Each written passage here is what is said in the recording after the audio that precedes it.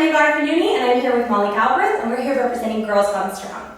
Today we are going to show you a bodyweight only HIIT workout. So HIIT stands for high intensity interval training, and this workout you can do at home, so there's no equipment whatsoever necessary. There are lots of ways you can make it easier or harder, and we'll talk about those as we go along. But what we're going to ask you to do is 6 exercises. Each exercise is going to be done for 20 seconds. So I'm really bad at math, and I had to ask Molly to calculate how long. I was like, so is that a minute? It's not a minute. It's 2 minutes of work. So it's going to be 6 exercises done for 20 seconds each. So 2 full minutes of work followed by 1 minute of rest. And of course, if you're going through the workout and you're starting to think it might be a little bit much for you, feel free to back the exercises down a little bit. Maybe if you have to do 15 seconds instead of 20 or something, that's fine. But the goal is to do the 6 exercises for 20 seconds, so 2 minutes of work and then a minute of rest, and then go through 5 times. So it would be a total of a 15-minute workout. But again, if you need to do fewer rounds, that's okay too. Or if you're feeling awesome and you want to do more, Yeah, that's cool. totally. So we just want you to feel free to adapt either up or down, whichever way, sideways, whatever feels good to you. Okay, so you're going to set your timers for 6 intervals of 20 seconds, and we're going to start with something called a reptile walkout. So I'll go ahead and demonstrate that. You're going to stand up nice and tall, and you're going to hinge forward from your hips, and you're going to walk out. And if Molly has any coaching cues, she will do them. Yes, she's going to stay nice and neutral, so she's not going to let her hips sag. Neck is also neutral. If there were a broomstick on her back, it would touch her top of her head, upper back, and her tailbone. And then I'm going to take my right knee, and I'm going to pull it up towards my right armpit, and set it back down. Left knee, left armpit, and set it back down. And guys, she's so stable right there in her lower back. I think like when she's in this position, she could balance a glass of wine on her tailbone. That's what you want to think about. Nobody wants to spill wine. Nobody wants to spill wine. You drink it after you do it. And then you're walking back. So the speed with which you do that is going to be totally dependent on how comfortable and confident you feel in the position. So if you're like, I'm not sure if I'm doing this right, go slow. You're only going to get as much out of it as you do with quality. So the speed is just going to vary depending on how confident you feel with the movement. The next exercise is a squat jump. So you're going to position your feet whatever feels comfortable for you. I'm a little bit taller, so I usually have a little bit of a wider stance, but for most people, right at shoulder width or maybe a little bit wider is going to feel good. Toes turned out slightly. When you do the squat jump, you're going to sit back into your hips, drive your knees out, bring your arms back, and you're going to prepare to explode up. And then you want to land softly. That's really important. You don't want to come down and slam into the ground. So you're going to jump up, land softly, and repeat. So it looks like this. Okay? Any coaching cues there? The only thing I would say is that if you're in the 20-second interval and you're getting really tired of squat jumps, just switch to bodyweight squats. So if you're halfway through and you're jumping, and then your legs are just jelly, you're just here. Yep. Until the 20 seconds is up. Yep, or if you know that you're not comfortable with squat jumps to begin with, don't do them. Just do a bodyweight squat, and there's no problem with that. Cool. So another ways you can advance that, if you want to make it more advanced, you can add weight. So if you happen to have a weighted vest, or a medicine ball or something you can hold to make it more challenging, you can do that too. Absolutely. Okay. The next exercise is going to be a push-up. So if you're doing push-ups on the ground, then you're going to get into your plank position that I was just in for the walkout. And you're going to lower your entire body together as you pull your shoulder blades together. And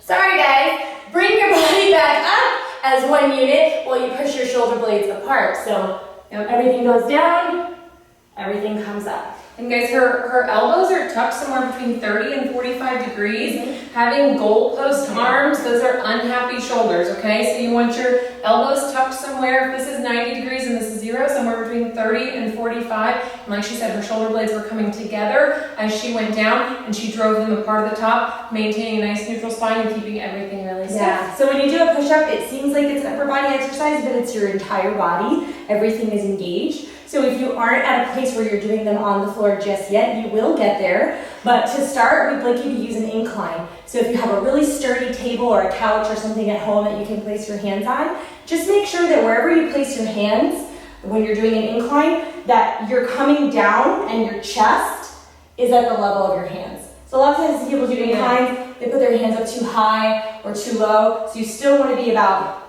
I usually say just like nipple line. Yeah, just yeah, follow line absolutely. nipples, that's where your hands should be. Yeah, and again, if you're more advanced, then you can elevate your feet on that table or that couch or whatever. Make it a decline. Cool. And the next exercise is going to be a reverse lunge. So to do the reverse lunge, you're going to start with your feet about hip bone width apart, and you're just going to step straight back. So think about if you had headlights coming out of your hip bones, they'd be going straight ahead, and your feet are on railroad tracks. So you don't want to step out this way. You don't want to do like a curtsy and step behind. We're just stepping straight back, staying nice and tall. When you go to reverse the motion, you're pulling yourself up with that front glute.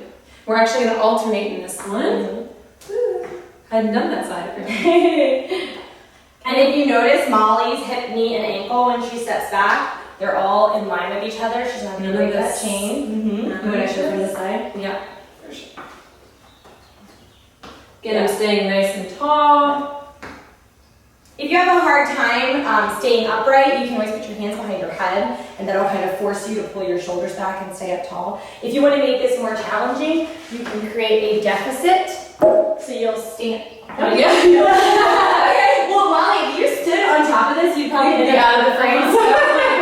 Now I'm taller than Molly.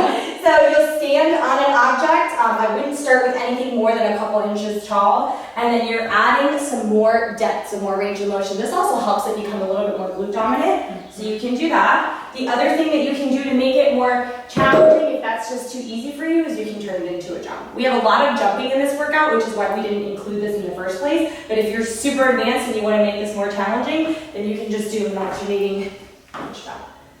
Cool. So 20 seconds of that, and then we're moving on to the rolling plank. Yes, absolutely. So the rolling plank is you're going to show me too? Okay, I'll show you on the forearms, and then Molly will show you on the hands. So those are your two options, okay? So for the rolling plank on the forearms, you're going to bring your arms actually parallel to each other, just like this, and come into a plank position, okay? And then you'll roll to one side. Now you're in a side plank, and you'll take that top arm and pull it back to really squeeze your shoulder blades together and engage your upper back.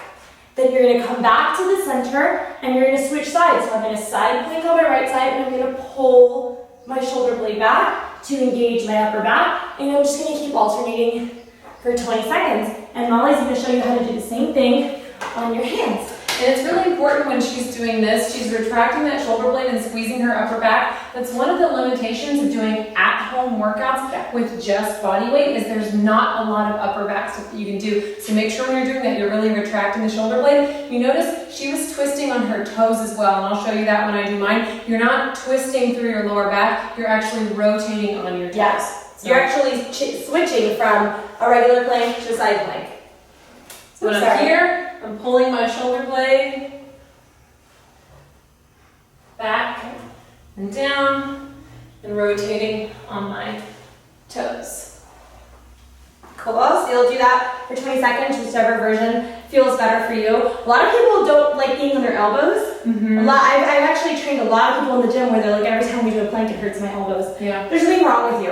It's just, everybody's different, okay? And I just don't like my elbows touched in general, so there is something a little bit weird. Molly's definitely a little bit fine. So guys, the last thing we're going to do is the hinge jump. And I actually learned this back in October when I was at the On-It certification. It's very similar to a squat jump, but it's exactly what it sounds like. It's a hinge jump. Some people call it a body weight kettlebell swing because it's a very similar motion. You're going to hinge back at the hip. So knees are soft, you're not squatting down, it's a hinge, and then you're going to explode up by bringing your hips and squeezing your glutes at the top. So you're...